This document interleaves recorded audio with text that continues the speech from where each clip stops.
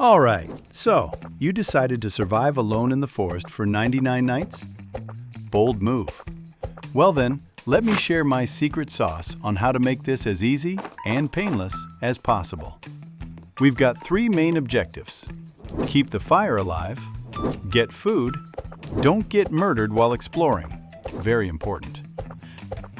I almost forgot to mention, the higher the level of our campfire, the larger the area that opens up for exploration. Let's throw our first 5 logs into the campfire.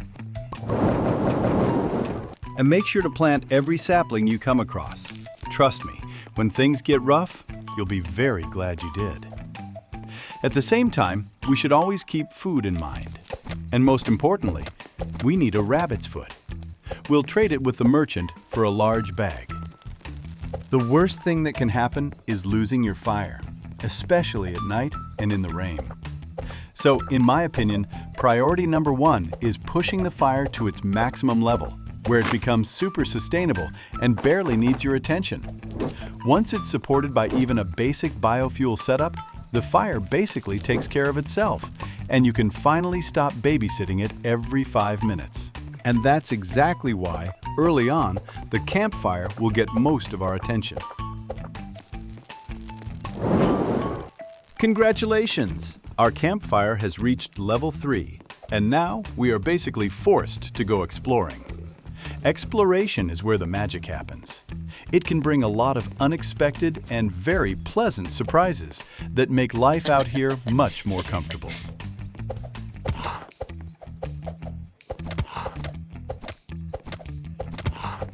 Perfect.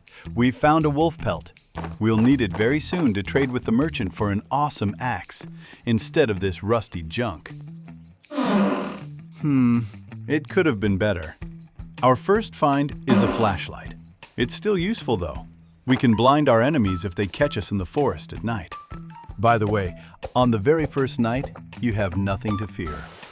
Our friend is still shy. He's just stopping by to check out the fire. That's why the first night is perfect for gathering firewood, taking care of a couple of rabbits, and picking some flowers. The flowers will come in handy too, but more on that later. Oh, and make sure to collect all kinds of junk. It'll come in handy for crafting. Exploration, exploration, and more exploration, as my grandfather used to say before leaving this lousy world. We found a fantastic axe. And now we won't have to give our beautiful wolf pelt to that greedy merchant. Finally, we've found a bunny foot, and we're trading it with the merchant right away for a big sack.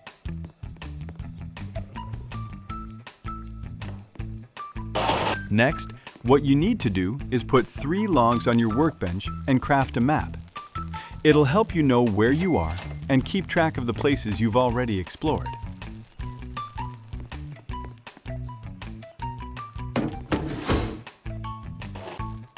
Creating a natural barrier against attackers.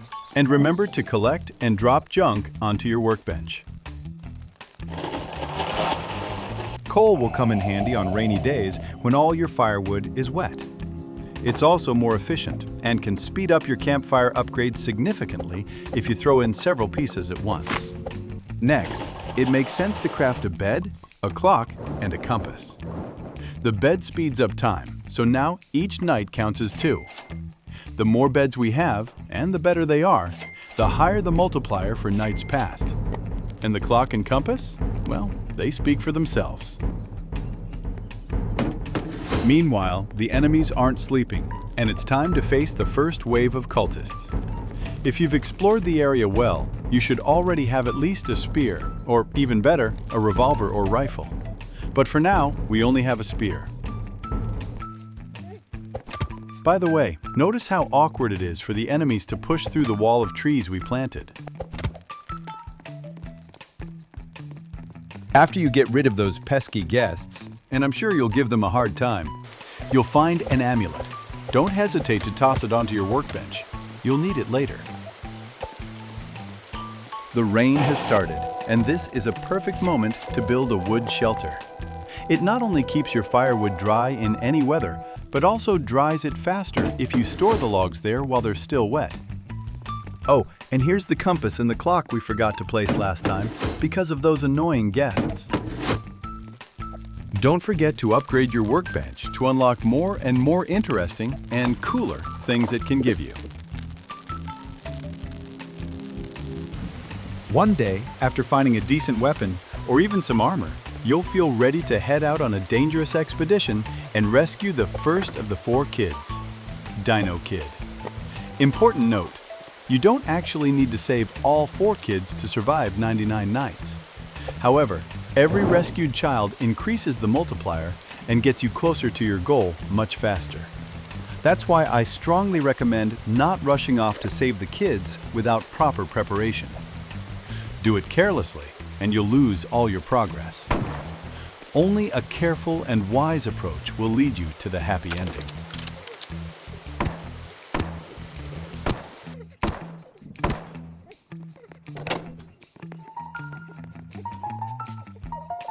Congratulations! We've rescued our first child.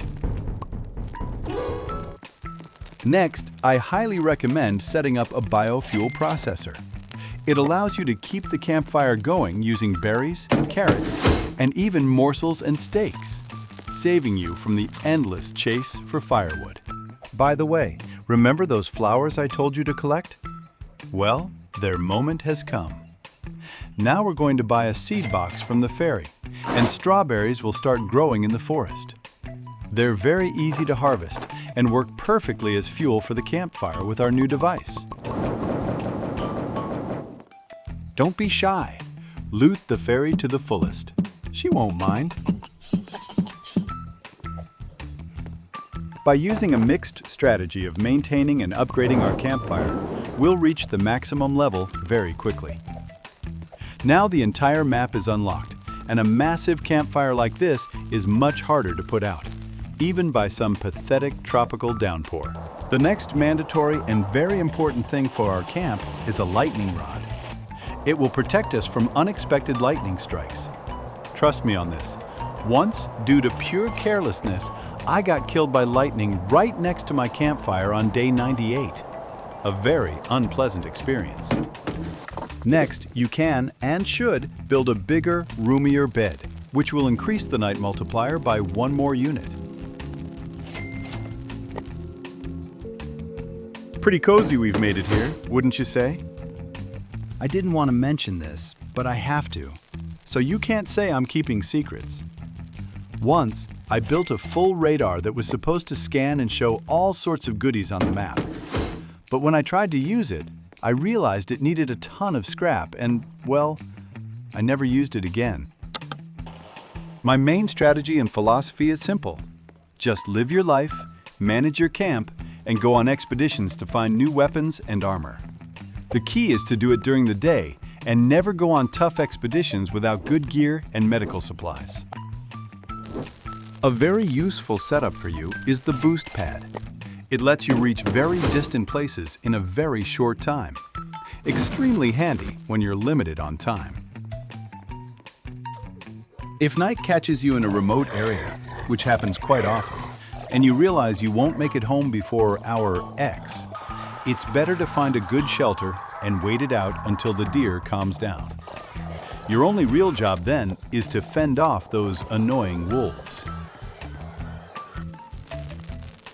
Once your crafting bench reaches level 4, you'll unlock the ability to craft an ammo crate. From that point on, you can buy ammo in exchange for scrap and never worry about running out of bullets at the worst possible moment. In my opinion, now is a good moment to start rescuing the remaining kids, if you're in the mood for it.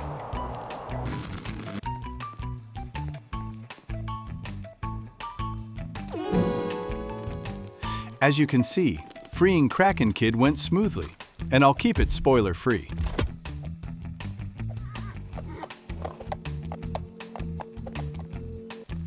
We're already one step away from our goal, but without a doubt, building the biggest bed in the world will bring us even closer to victory.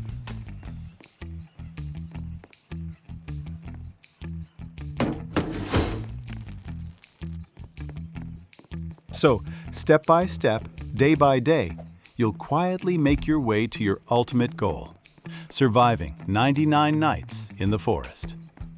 As you can see, without too much effort, we're already very close. And now I'll give you the most important advice you should remember once and for all. Never overestimate your abilities. Your end may be waiting for you in the most unexpected place and strike at the most unexpected moment, when you're just one step away from your dream. Take care of yourself, Oh my God. and you certainly will reach your goal. Don't forget to subscribe to my channel